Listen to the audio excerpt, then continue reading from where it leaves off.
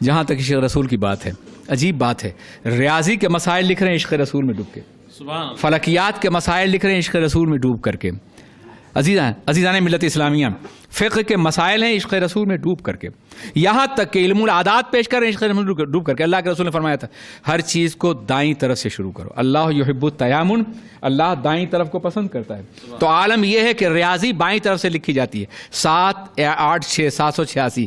اعلی حضرت ریاضی کے ہزاروں مسائل لکھتے تھے اور دائیں طرف سے لکھتے، 6 پہلے، 8 اس کے بعد اور 7 اس کے بعد، دائیں طرف سے، کبھی بائیں طرف سے نہیں لکھا انہوں نے۔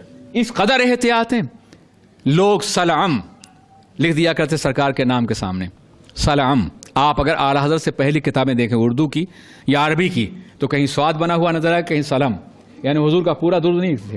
اعلی حضرت نے فرمایا کہ مصنفوں، رائٹرز، تحریر کرنے والوں، پوری کتابیں لکھتے ہو اور جب میرے آقا کا نام آتا ہے تو قلم کی سیاہی خشک ہو جاتی ہے، یہ درود ہے، پورا درود لکھو صلی اللہ علیہ وسلم،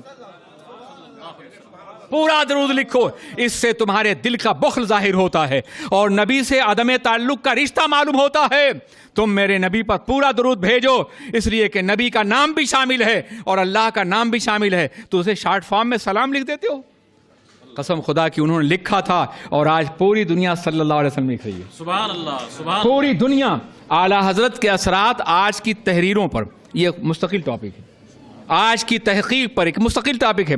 آج پوری دنیا سلام کہیں نہیں لکھا جا رہا ہے، ہر جگہ پورا صلی اللہ علیہ وسلم لکھا جا رہا ہے، اس لیے کہ انہوں نے کہا تھا کہ ظالموں، محبت کی زبان ایسی نہیں ہوتی کہ محبوب پر درود بھیجتے ہوئے تمہارے قلم کی سیاہی خشک ہو جائے، یہ تمہارے ظرف کی کمی اور تمہارے دل کی تنگی کا اندازہ ہو رہا ہے۔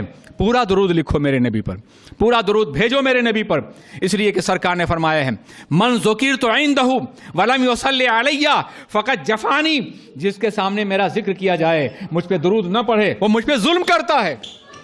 تم ظلم کر رہے ہو نبی کی حیات پر، قلم سے ذکر کرو، نام لکھو یا زبان سے ذکر کرو، ہر وقت درود پورا لکھو میرے نبی پر۔ عزیزان ملت اسلامیہ، آپ اندازہ فرمائیں، ایک شخص بہت ذوق و شوق کے ساتھ دھوم پڑ رہا تھا، سرکار میں آپ پہ جان دیتا ہوں، میرے دل کے ٹکڑے ہو رہے ہیں، میری راتوں کی نیند حرام ہو گئی ہے، مجھے اپنی بارگاہ میں بلا لیجئے۔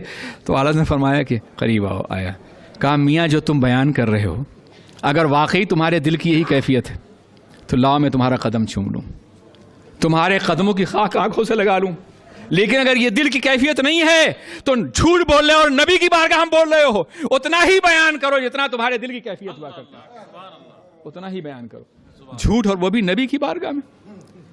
عزیزان ملت، یہ احتیاط کون کرتا ہے؟ خود ارشاد فرماتے ہیں کہ نعت لکھنا تلوار کے دھار پہ چلنے سے زیادہ مشکل ہے، اگر ذرا اوپر اٹھے تو توحید متاثر ہوگی، نیچے اٹھے تو گستاخی ہو جائے گی، اس لیے نعت لکھنا بہت آسان ہے، اور میں نے قرآن سے نعت گوئی سیکھی ہے۔ سبحان اللہ، اعلیٰ فرماتے میں نے قرآن سے نعت گوئی سیکھی ہے، اور جب ان کی عظیم نعتوں کو پڑھا جاتا ہے تو اس کا اعتراف کرنا پڑتا ہے۔ میرے عزیز ساتھیوں، وہ اللہ کے ولی تھے، صاحب مشاہدہ تھے، پہلی بار حج پاک پہ گئے، حجابات اٹھے، سرکار کی زیارت کی انہوں نے، دوسری بار گئے تاخیر ہو گئی، زیارت نہیں ہو رہی تھی، روضہ اقدس کے سامنے بیٹھ کے وہ مشہور نعت لکھی، وہ سوئے لالہ زار پھرتے ہیں۔ اس کو داغ نے سنا تو کہا تھا کہ ارے عالم اور اتنی شاندار نعت لکھتا ہے، وہ سوئے لالہ زار پھرتے ہیں، تیرے دن بہار پھرتے ہیں، کوئی کیوں پوچھے تیری بات رضا، اپنے کو نبی کی بارگاہ میں جھکانے کی انتہا ہے، کوئی کیوں پوچھے تیری بات رضا، تجھ سے کتے ہزار پھرتے ہیں۔ یہ عرض کرنا تھا، حجابات اٹھے اور سرکار کی زیارت ہو گئی، کھلی ہوئی آنکھوں سے، خواب میں نہیں، کھلی ہوئی آنکھوں سے زیارت ہوئی۔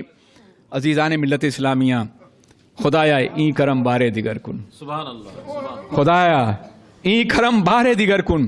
امام اہل سنت اللہ کے عظیم ولی تھے، صاحب مشاہدہ تھے۔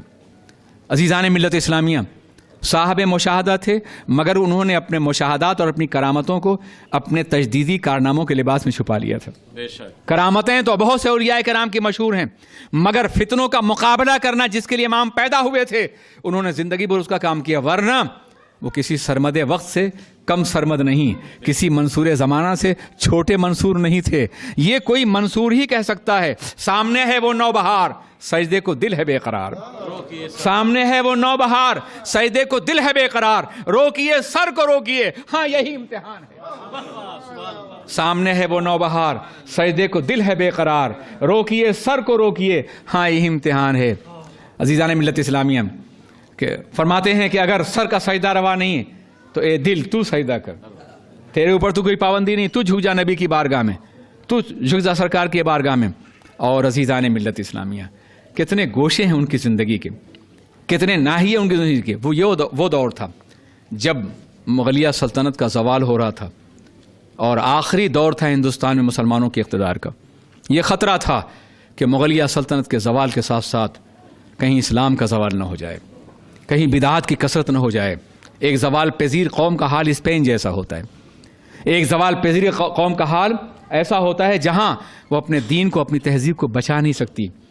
یعنی 1857 میں اسلام کے مغلیہ سلطنت کے زوال کا آغاز ہوا ہے، سورج ڈوب رہا ہے، اور 1856 میں ایک سالہ امام رضا کو اللہ نے پیدا کر دیا، جو ہر باطل کے مقابلے میں تن کھڑے ہیں، ہر قوت کے مقابلے میں اپنی فکر پیش کرتے ہوئے نظر آتے ہیں. عزیزان ملت اسلامیہ ایسے دور میں کہ جب آخری زوال ہو چکا تھا بہادر شاہ ظفر کا، اور ان کے بچوں کا ناشتہ ان کے سروں کے سامنے پیش کیا جا چکا تھا، انہیں رنگون میں گرفتار کیا جا چکا تھا، ایسے دور میں ملک کی حکومت دلی کے مرکز کو مختلف حصوں میں بانٹ دیا گیا تھا. کہیں کلکتے کی الگ ہو گئی تھی، لکھنؤ کی الگ ہو گئی تھی، نجیب آباد کی الگ ہو گئی تھی، خلد آباد کی الگ ہوئی تھی، حیدرآباد کی الگ ہو گئی تھی، یہ ساری نانپارہ کی الگ ہوئی، یہ سارے آزاد ہو گئے تھے. جتنے بھی ریاستی رجواڑے تھے، راجا اور نوابین تھے، سب آزاد تھے، سب کی اپنی حکومت ہو گئی تھی، سب کی اپنی حکومتیں تھیں. بھاولپور کی الگ ہو گئی تھی. ایک عجیب دور تھا دلی کے اجڑنے کے بعد کہ مسلمان انارکی کا اور تقسیم در تقسیم کا شکار ہو گیا تھا. ایسے دور میں اورنگزیب نہیں تھا کہ باضابطہ علماء کا وظیفہ مقرر کرتا. آج علماء جس حالت سے گزر رہے ہیں وہ بڑی دردناک حالت ہے. میں ان ملکوں کی بات نہیں کرتا جہاں مسلمان کی حکومت نہیں، جہاں مسلمانوں کی حکومت ہے وہاں بھی علماء انتہائی قسم پرسی کے عالم. مجھے یاد ہے کراچی میں تابانی نے، جو ایرو ایشیا کے مالک تھے، میرے اعزاز میں کانفرنس کی تھی جہاں شہر کے بڑے ہی عظیم لوگوں کو جمع کیا تھا انہوں نے، سارے سرمایہ داروں کو، اور سوال یہ کیا گیا تھا کہ علماء آج بڑے کام کیوں نہیں کر پا رہے ہیں، ذہین کیوں نہیں ہیں، حالات کا مقابلہ کیوں نہیں کرتے. میں نے کہا یار جن بچوں کو صدقے اور زکوٰۃ کے نام پہ پالتے ہو، تمہاری کلائی تھام کر کے تمہیں برائی سے نہیں روک سکتا ہے. وہ دور پیدا کرو جب علماء کا دور تھا.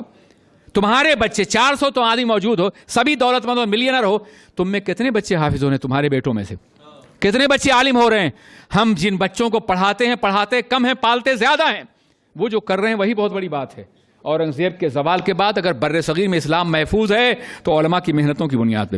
تمہاری پیشانیوں میں اگر سجدہ ہے، تمہارے دلوں میں اگر ایمان ہے، تو انہی چٹائی اور پٹائی کو علماء کی بنیاد پر ہے، جنہوں نے زحمتیں اٹھائیں، تکلیفیں برداشت کی، اور انہوں نے اپنے دین کا کام کیا. احسان مانو ان کا. اور اگر تم چاہتے ہو کہ انقلاب لانے والے علماء پیدا ہوں تو ایسے علماء پیدا کرو جو جنگ آزادی سے پہلے کے علماء تھے، جو بڑے بڑے مناصب پر تھے، دولت مند لوگ تھے، سرمایہ دار لوگ تھے، جن کو بادشاہ وظیفہ دیا کرتے تھے.